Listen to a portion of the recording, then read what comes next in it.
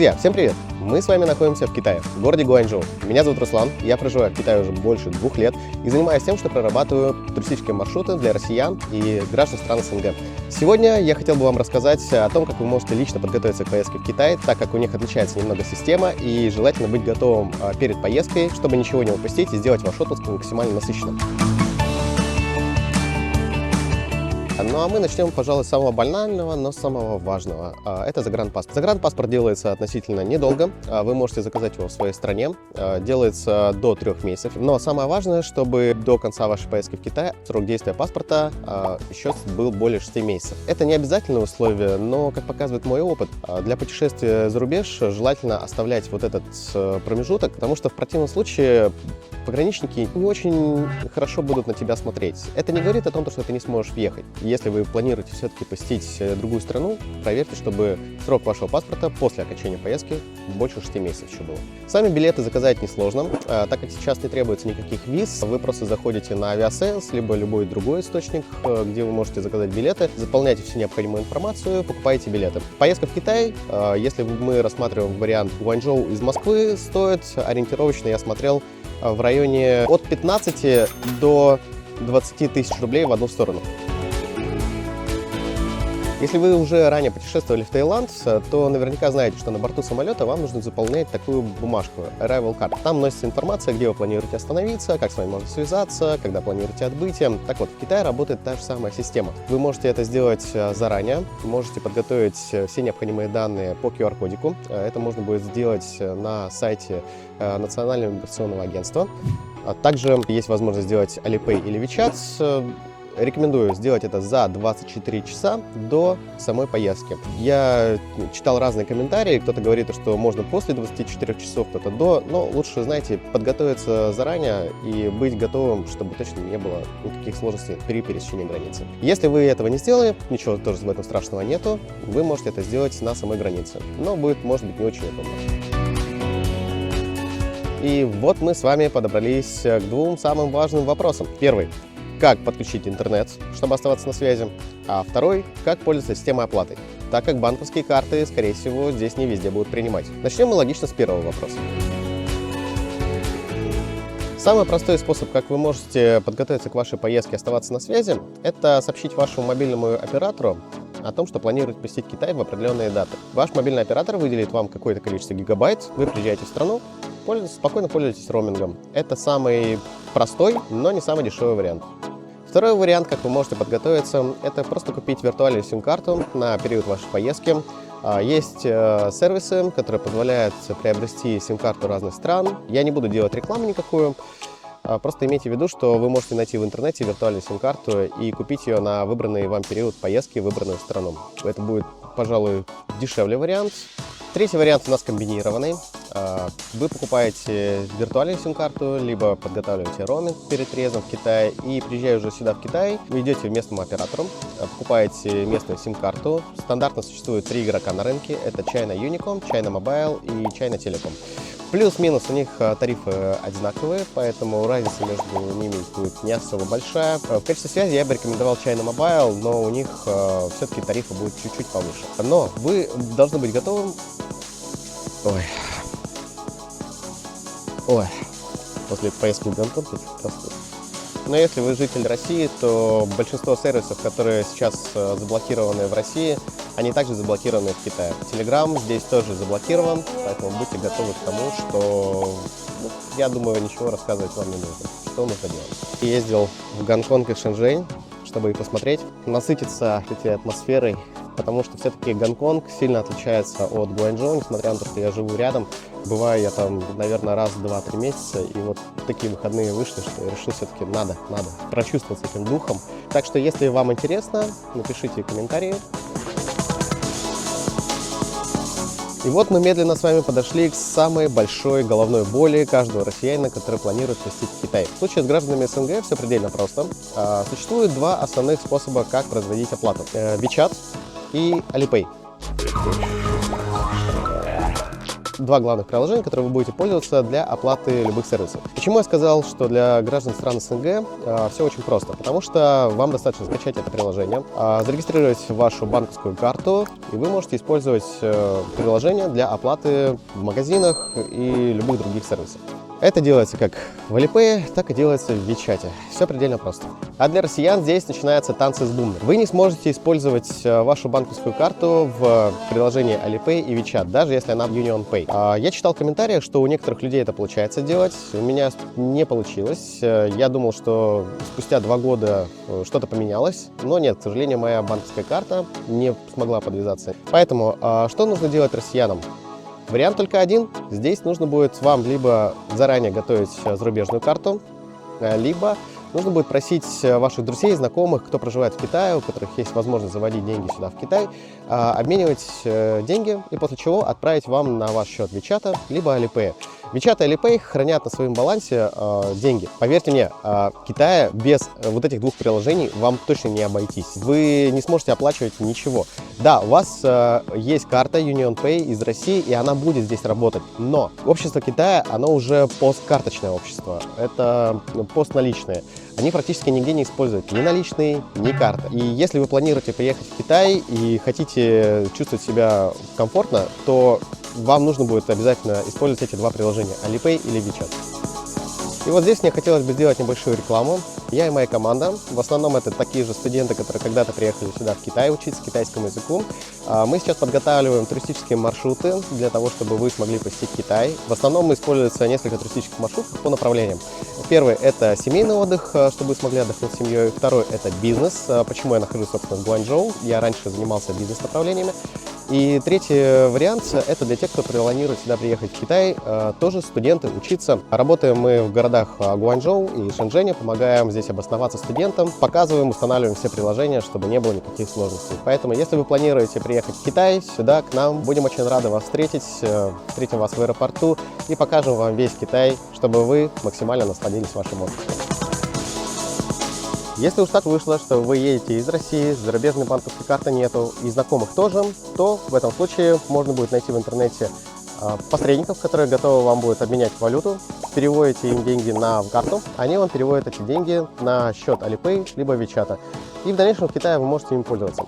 Но будьте аккуратны, потому что среди них попадаются мошенники, и здесь надо быть предельно осторожным. Также сумма, которую вы будете переводить на первое время, я не рекомендую это делать больше 1000 юаней, так как новые аккаунты Alipay и WeChat подпадают под проверку.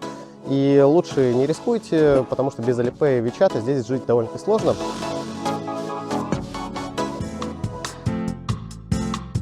Это меню. Если боитесь, что здесь ничего не понимаете, не страшно. Открываем приложение, заходим в Alipay, потом сканировать, сканируем QR-код. На каждом столе будет QR-код, который нужно будет просканировать. Все, открываем приложение и выбираем. Причем в Alipay есть такая штука, как перевод. Все. И выбираем то, что необходимо. В общем, нет ничего страшного. Можете увидеть, вот такая вот порция лапши мне пришла. На полдня такой еды более чем достаточно. Мало мяса, но лапша очень вкусная. Как вы заметили, здесь нет ничего сложного. Можете выбирать абсолютно любую забегаловку на ваш вкус и цвет, под ваш бюджет. Друзья, я недаром акцентирую внимание на приложении Alipay и WeChat, потому что именно эти два приложения будут для вас самыми главными. Если вы захотите куда-то сходить, регистрация будет там. Если вы хотите с кем-то пообщаться, то все чаты находятся в WeChat. Если вы захотите что-то оплатить, то опять же все будет там. То есть для путешественников это наиболее важное, а для людей, которые сюда приезжают по бизнес-визе, либо сюда приезжают по студенческой визе, как студенты, вам без этих приложений вообще не обойтись, потому что вся коммуникация будет проходить только здесь, только через эти приложения. Поэтому обязательно их надо будет установить, скачать и занести деньги по тому способу, которым я ранее уже озвучил. Еще что касается безопасности в Китае. Можете сразу быть уверены, это одна из самых безопасных стран. Безопаснее страны, вот я путешествовал в Юго-Восточную Азию, я путешествовал когда-то в Европу, и могу сказать, что такого уровня безопасности нет ни в одной другой стране. Это чуть ли не самая безопасная страна. Да, я проживаю в провинции Гуандун, здесь все-таки более цивилизованное общество, где-то, может быть, на севере Китая чуть по-другому, но вот из всего того, что я вот живу здесь 2 года, никогда не было никаких опасных ситуаций криминальных, я никогда не сталкивался.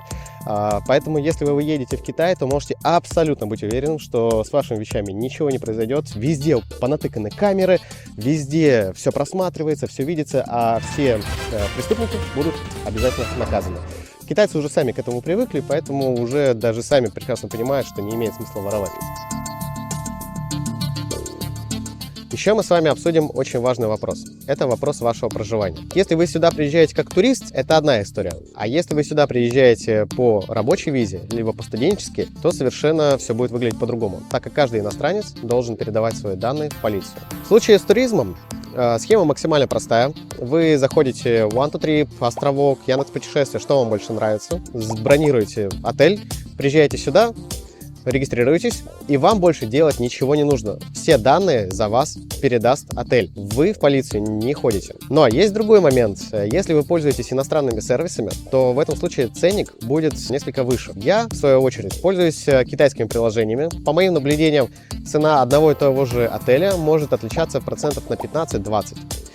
Но в моем случае есть очень важный момент. Иногда, когда я путешествую, меня не хотят заселять в определенные отели, так как я иностранец, а раньше действовал закон, согласно которому иностранцы могут проживать только в отелях, получивших на это аккредитацию и лицензию. Сейчас, насколько я знаю, этот закон отменили, но тем не менее китайцы не хотят меня селить, я предпочитаю не выяснять отношения, я сразу выбираю любой отель ближайший. В вашем же случае, если вы приезжаете в Китай первый раз, так делать крайне не рекомендую, так как вы можете испортить себе отпуск уже с самого первого дня.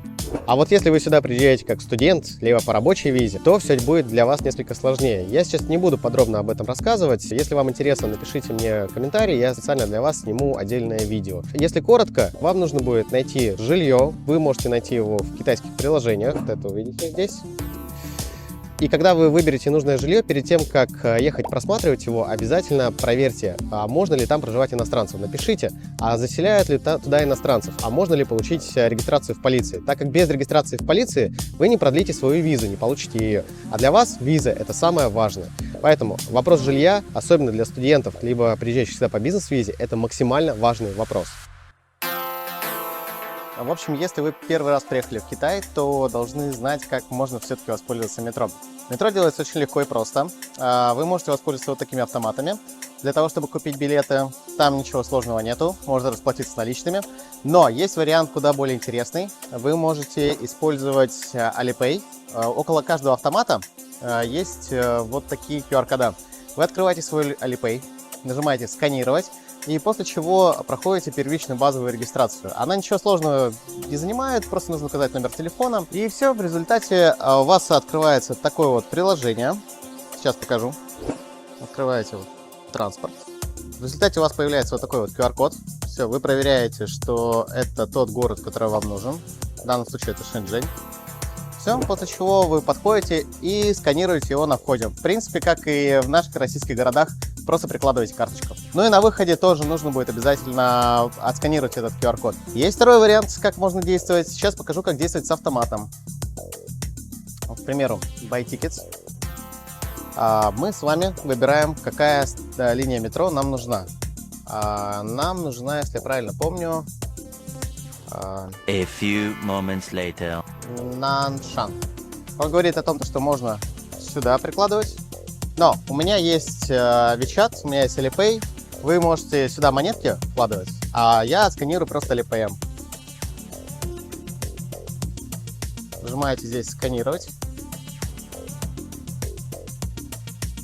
Все. Подтвердить. Все. Ну и мой пин-код.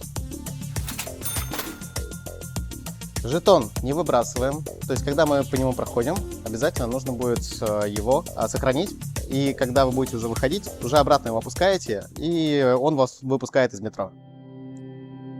Вот мы с вами разобрали главные вопросы, которые волнуют абсолютно каждого путешественника, который первый раз приезжает сюда, в Китай. Не волнуйтесь, здесь ничего страшного нет, но если у вас еще остались какие-то вопросы, то обязательно напишите мне комментарии. Дайте мне знать, полезен ли был мой ролик для вас, потому что очень много сил уходит на это.